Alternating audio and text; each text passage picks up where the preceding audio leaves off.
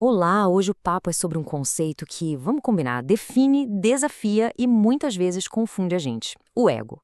A gente vai mergulhar com base no nosso material de hoje nessa ideia super intrigante da sua falsa autonomia. E para começar, já vamos direto para uma pergunta que dá um nó na cabeça. Pensa só, se a mente e o ego parecem muitas vezes a mesma coisa, como é que um pode ter criado o outro? A questão central é essa: como a mente pôde ter feito o ego? Para a gente conseguir desenrolar essa ideia, nosso caminho vai ser esse aqui. Primeiro, vamos investigar a origem do ego, para sacar o que ele realmente é. Depois, a gente entra no mundo de escassez que ele constrói e na crença na separação que o alimenta. Daí, a gente vai ver qual é a alternativa, a tal da mentalidade certa, que vai nos levar ao nosso último ponto. O que será que existe além da percepção? Então, bora lá para o nosso primeiro ponto, a origem do ego. E olha, o subtítulo já entrega o ouro, né? O ego é apresentado aqui como uma ideia e não como um fato. É bom guardar bem essa distinção.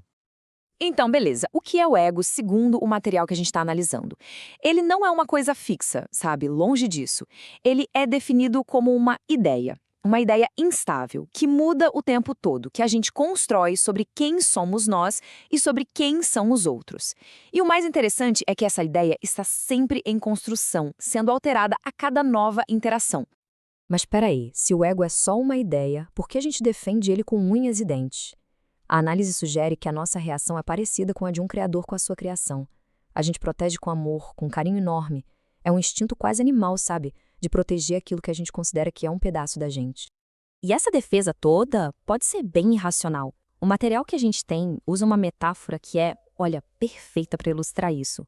Os bebês, eles gritam com uma fúria danada quando a gente tira uma faca ou uma tesoura da mão deles, mesmo que aquilo vá machucá-los. E a conclusão é essa, direta e reta. Nesse sentido, a gente ainda é bebê. Quando nos apegamos ao ego, a gente perde um pouco o senso de autopreservação e decide que precisamos justamente daquilo que mais nos fere.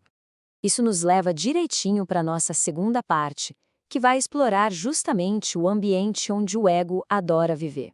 Um mundo de escassez, o sistema de pensamento do ego. Esse slide aqui deixa tudo bem claro, né? O contraste entre dois jeitos de pensar. De um lado, o sistema do ego. Tudo é baseado na falta, na escassez, na comparação e naquela ideia de sacrifício, do dar para receber. Do outro, uma outra possibilidade. Um mundo de abundância, de igualdade e de generosidade. São duas visões de mundo que não poderiam ser mais diferentes. Vamos olhar mais de perto essa lógica do dar para receber. Para o ego, dar é sempre um sacrifício. A pessoa só dá alguma coisa se acreditar que vai receber algo melhor de volta, quase como um negócio. A premissa é bem simples e ilimitante. Se eu dou, eu fico sem. É uma mentalidade de perda constante. E o que é que sustenta o ego nessa lógica? Os apetites. E aqui apetites é muito mais do que só fome ou sede, tá? São todos os mecanismos que o ego usa para receber, que no fundo representam essa necessidade constante que ele tem de se confirmar, de provar que ele é real. E isso vale tanto para os desejos do corpo, como para as chamadas necessidades mais elevadas, tipo reconhecimento, status, essas coisas. Bom, agora a gente vai para a terceira parte para entender a raiz, a origem de todo esse sistema, a crença na separação, que, como vamos ver, é a base de todo o medo. Essa frase aqui talvez seja a definição mais fundamental de toda essa análise. O ego, na sua essência mais pura, é a crença da mente de que ela está completamente sozinha. É essa sensação de isolamento profundo que está na raiz de tudo. E o que essa crença na solidão acaba gerando? Um medo imenso. A partir daí, o ego costuma reagir de duas formas principais. Ou ele parte para o ataque, tentando se mostrar mais forte que os outros egos, ou ele tenta se unir a outros, buscando uma identificação para aliviar aquela sensação de estar sozinho. Ambas as reações são descritas como bem frágeis. E para conseguir se sustentar, o ego cria uma verdadeira mitologia pessoal. O ponto de partida da história dele é o nascimento físico. A trama central é a eterna luta pela sobrevivência. Os poderes especiais dele se baseiam no que o texto chama de mágica, que é a crença de que ele pode controlar o mundo para satisfazer as próprias necessidades. E o fim inevitável dessa historinha? A morte física. Ok, então existe alguma alternativa para tudo isso? A análise que a gente está fazendo aponta que sim. Vamos para a seção 4, a mentalidade certa, que é apresentada como o caminho para ir além do ego. O termo usado na fonte é salvação, mas é super importante entender o que ele significa nesse contexto, tá? Não estamos falando de um evento místico. É, na verdade, alcançar a mentalidade certa. É um estado mental onde a nossa percepção fica livre de qualquer ataque. E quando isso acontece, a mentalidade errada, a do ego, é simplesmente obliterada. E como isso funciona na prática? A mecânica é bem direta. O ego precisa de julgamento para sobreviver. Ele se alimenta de comparação, de ataque, de defesa.